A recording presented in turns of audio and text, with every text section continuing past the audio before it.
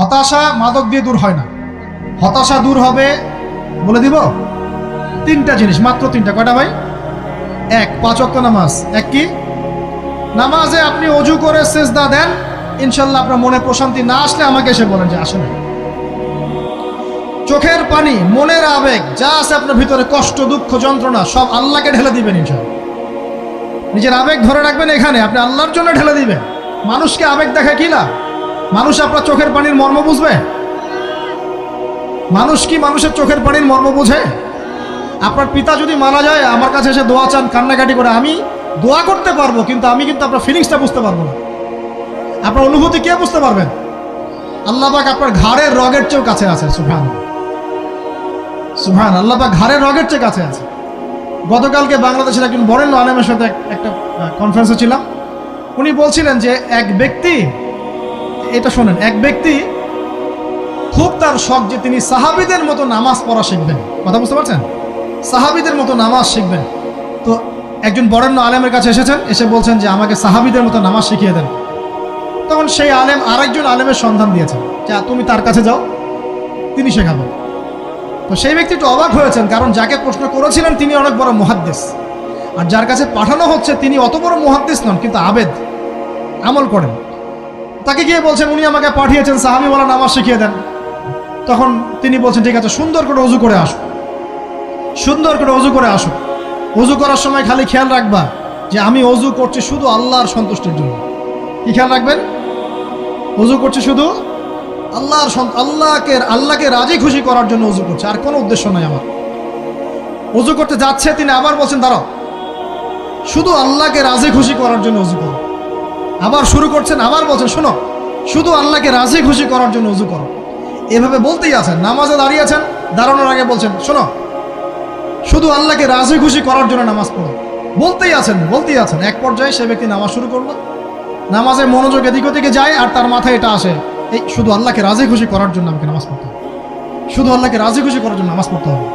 এই চিন্তা তার মনের মধ্যে ঘুরপাক খাচ্ছে। এভাবে নামাজটা সে শেষ করেছে। শেষ করে চিন্তা করছে যে নামাজ তো পুরোপুরি মনোযোগ দিতে পারলাম না, বারবার মাথার মধ্যে এরকম চিন্তা আসছে, আল্লাহ আমাকে তুমি মাফ করে দাও, নামাজটা আমার মনে হলো না ঠিক মতো। তখন সে ফিরে এসে তার সে ওস্তাদকে বলছেন আমার তো নামাজ এরকম করে পড়লাম, কিন্তু শেষমেশ মনে হলো যে নামাজটা হয়তো কবুল হয় নাই, আল্লাহর কাছে খুব মাফ চাইলাম, আল্লাহ আমাকে মাফ করে দাও, নামাজটা মনে হলো না। তখন সেই যে প্রথম ব্যক্তি যিনি পাঠিয়েছেন তিনি বলছেন এটাই হলো সাহাবীওয়ালা নামাজ। তারা আল্লাহকে রাজি খুশি করার জন্য নামাজ পড়তেন, নামাজ শেষ করে আল্লাহর কাছে ইস্তেগফার করতেন, আল্লাহ কিছুই হলো না, কিছুই হলো না। আমার কথা কি বুঝতে পারছেন?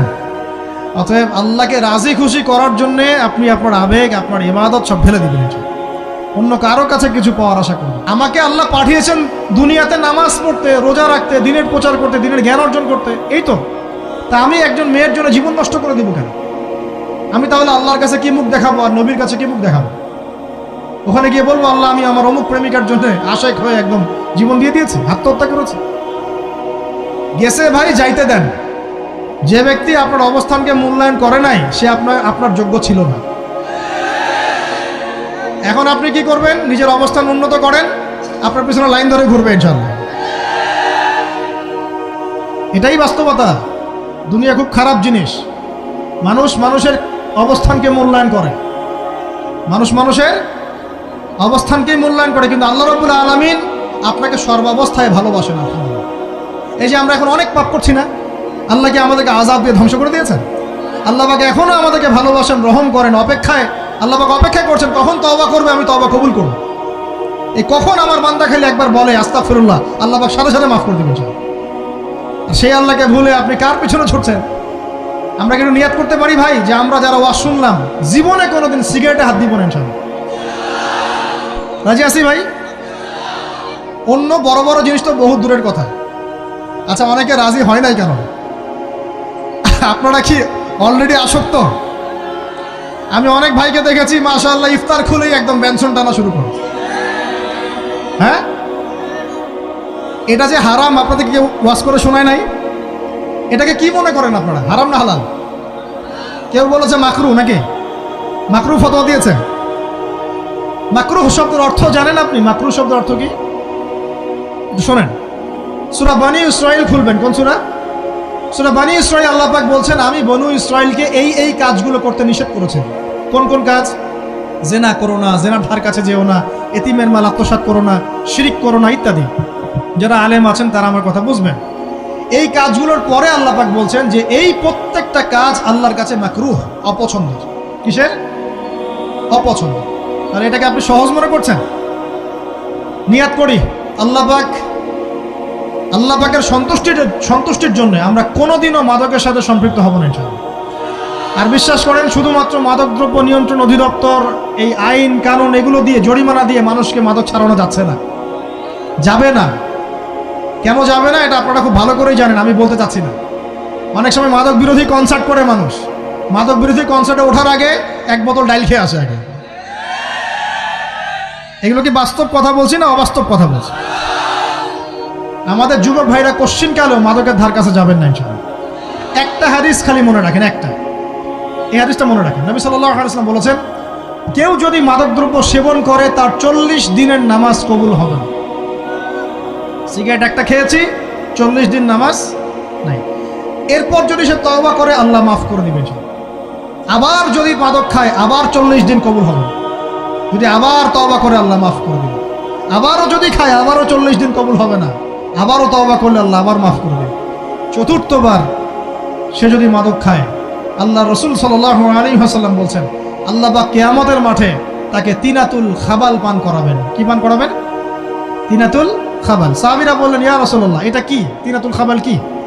নবী সাল্লাল্লাহু আলাইহি ওয়াসাল্লাম বলছেন, এটা হচ্ছে জাহান্নামীদেরকে আযাব দেওয়ার পর তাদের রক্ত মাংসের যে পুঁজ বের হবে, এই যে ড্রিঙ্কস, জাহান্নামের হার্ড ড্রিঙ্কস, এই ড্রিঙ্কসের নাম হলো তিনাতুল খাবাল।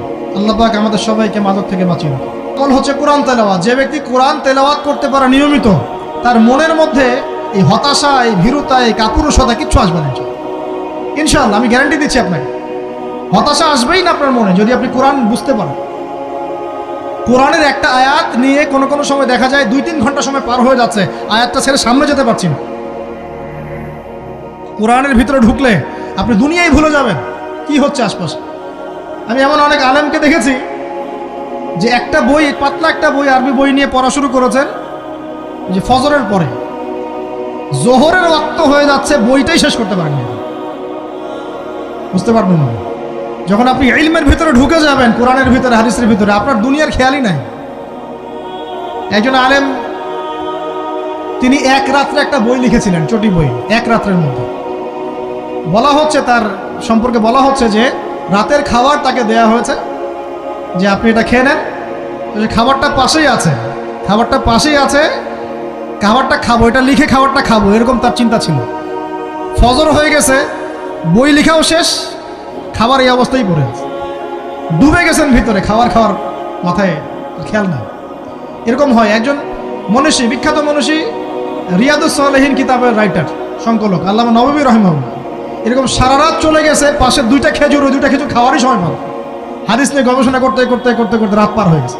আমি বলতে চাচ্ছি, যখন ইলমের ভিতরে, কোরআন হাদিসের ভিতরে ঢুকে যাবেন, আপনার দুনিয়ার খেয়াল আপনার চলে যাবেন ইনশাআল্লাহ। এই টেনশন, হতাশা, এই সেই বাদ, তখনই আল্লাহ পাক আপনাকে তার পক্ষ থেকে রহমত দিবেন, বরকত দিবেন, আল্লাহ আপনার দুনিয়ার কাজগুলো করে দিবেন ইনশাআল্লাহ। তখন দেখবেন কেউ আপনার দুনিয়ার ওই কাজটা করে দিয়েছে, কেউ ওই কাজটা করে দিয়েছে, কেউ বাসায় খাবার পাঠিয়ে দিয়েছে, আল্লাহ পাকই এগুলো করাই দিবেন ইনশাআল্লাহ। তো প্রিয় ভাইরা, মাদকে যাবো না আল্লাহর কাছে আসবো?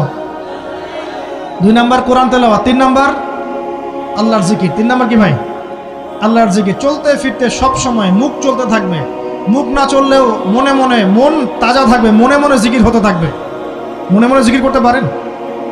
মুখ নড়বে না, কিন্তু মনে মনে আপনার একটা জিকির হতে থাকবে, সুবহানাল্লাহ ওয়া আলহামদুলিল্লাহ, লা ইলাহা ইল্লাল্লাহ, আল্লাহু আকবার। পারা যাবে? পারে। মানুষের মন কখনো চুপ করে থাকে না, কিন্তু মানুষের মন অলওয়েজ কিছু না কিছু চিন্তা করতে থাকে না, যতক্ষণ না ঘুমায় মানুষ। তো প্রিয় ভাইরা, বেশি বেশি জিকির করবো, সুবহানাল্লাহ, আলহামদুলিল্লাহ, লা ইলাহা ইল্লাল্লাহ, আল্লাহু আকবার, লা হাওলা ওয়ালা কুওয়াতা ইল্লা বিল্লাহ, এগুলো চলতে থাকবে। আল্লাহ পাক তৌফিক দান করুন। আমরা আমাদের সমাজে যুবকদেরকে এরকম টিকটকে দেখছি, অনলাইনে আসক্ত দেখছি, জেনায় আসক্ত দেখছি, পর্নোগ্রাফিতে আসক্ত দেখছি। আমরা দেখছি আমাদের যুব সমাজকে মাদকে আসক্ত, কিশোর গ্যাংয়ে আসক্ত। এইগুলো কি আমাদের কাম্য ছিল ভাই? আমাদের কাম্য ছিল? এই অবস্থায় কি যুব সমাজ আল্লাহ পাকের দ্বীনের পতাকা হাতে নিয়ে আল্লাহর জমিনে দিন কায়েম করতে পারবে কিনা একটু আমাকে উত্তর দেন দেখি। এখন এই অবস্থায় পারবে? অতএব অবস্থার উন্নতি করতে হবে কিনা? উন্নতির জন্য রাজি আছি কিনা ইনশাআল্লাহ? আমরা চাই কি আল্লাহ পাকের দিনটা আল্লাহর জমিনে প্রতিষ্ঠা লাভ করুক, আল্লাহর দিন সবার ঘরে ঘরে পৌঁছে যাক, আল্লাহ পাকের দিনের যে সৌন্দর্য সবাই সেটাই, এই সৌরভটা সবাই পাক। আমরা চাই কিনা সমাজে শান্তি প্রতিষ্ঠা হোক, আবার সেই রাসূলের মতো যুগ চলে আসুক? আমরা চাই কিনা? অতএব আমাদের সবাইকে যৌবনের এই প্রলোভনগুলো থেকে বেরিয়ে এসে আল্লাহ পাকের ইবাদতে আত্মনিয়োগ করতে হবে। আল্লাহ পাক আমাদের সবাইকে তৌফিক দান করুন, বলি আমিন। আমাদের সবাইকে আল্লাহ রাব্বুল আলামিন কুরআন এবং হাদিসের গভীর জ্ঞান অর্জন করার তৌফিক দান করুন, বেশি থেকে বেশি ইবাদত করার তৌফিক দান করুন। আল্লাহ পাক সবাইকে হারাম সমস্ত রিজিক থেকে বাঁচিয়ে রাখুন, জেনা, ব্যভিচার এবং নারীর ফিতনা, মাদক থেকে আল্লাহ বাঁচিয়ে রাখুন। আল্লাহ পাক আমাদের সবাইকে হালাল রিজিক, হালাল সম্পর্ক যথেষ্ট করে দিন। আল্লাহ পাক আমাদের সবাইকে যেন দিনের দাওয়াতের মেহনত করার তৌফিক দান করেন এবং আলেম ওলামার সাথে পরামর্শ করে দিন শেখার এবং বোঝার তৌফিক দান করেন। যুবতী দিনী বোনদের জন্য, এখানে বোনরা আছেন না? আছেন কি না? দিনী বোনরা আছেন? একটা নসিহত দিনী বোনদের জন্য আমি একটা নসিহত করতে চাচ্ছি, একটা নসিহত। আমার এই একটা নসিহত একটু মন দিয়ে শুনুন প্রিয় দিনী বোন। রাসূলুল্লাহ সাল্লাল্লাহু আলাইহি ওয়াসাল্লাম আমাদের দিনী বোনদের জন্য জান্নাতে যাওয়ার একটা ফর্মুলা বলে দিয়েছেন। আমি কি বলবো সেটা? আচ্ছা, রাসূলুল্লাহ সাল্লাল্লাহু আলাইহি ওয়াসাল্লাম বলেছেন আমাদের দিনী বোনেরা, আমাদের মায়েরা, এই নারী জাতি মাত্র 4টা কাজ করলে জান্নাতের যে কোনো দরজা দিয়ে ইচ্ছা প্রবেশ করতে পারবেন। খুশি হন নাই? কয়টা কাজ? মাত্র 4টা। এক, যদি আমাদের দিনী বোনেরা 5 ওয়াক্ত নামাজটা ওয়াক্ত মতো পড়ে, আল্লাহ পাক তৌফিক দান করুন, বলি আমিন। 2 নাম্বার, যদি তারা রমাদান মাসের রোজাটাকে ঠিক মতো আদায় করতে পারে। 1 নাম্বার 5 ওয়াক্ত নামাজ ঠিকঠাক আদায় করা, 2 নাম্বার রমজান মাসের সাওম রাখা, 3 নাম্বার তাদের লজ্জাস্থানের হেফাজত করা, মানে শরঈ পর্দা মেনটেন করা, শরঈ পর্দা মেনটেন করা। এবং আমি বলে দেই, চেহারাটা আপনাদের পর্দার অন্তর্ভুক্ত। এটা নিয়ে অনেক বাকবিতণ্ডা হয় না সমাজে, চেহারা দেখানো যাবে কি যাবে না ইত্যাদি। চেহারা আপনার পর্দার অন্তর্ভুক্ত বিষয়, ফুল স্টপ। এর উপরে ফতোয়া অনেকে অনেকভাবে দিচ্ছে, কিন্তু বরেণ্য উলামায়ে কেরামের কিতাবগুলো ঘাটাঘাটি করেন, তাদের ফতোয়া হচ্ছে চেহারা আপনার পর্দার অন্তর্ভুক্ত বিষয়, চেহারা ঢেকে রাখবেন, আল্লাহ পাক তৌফিক দান করুন। চোখ থাকবে খোলা, ঠিক আছে। 4 নাম্বার, স্বামীর আনুগত্য করতে হবে। স্বামীর আনুগত্য, এই যে আনুগত্য শব্দ শুনলেই মানুষের একটা মানে নেগেটিভ ধারণা তৈরি হতো। স্বামীর আনুগত্য মানে কি আমি তার দাসত্ব করব? আনুগত্য মানে, প্রিয় দিনী বোন, আনুগত্য মানে দাসত্ব নয়।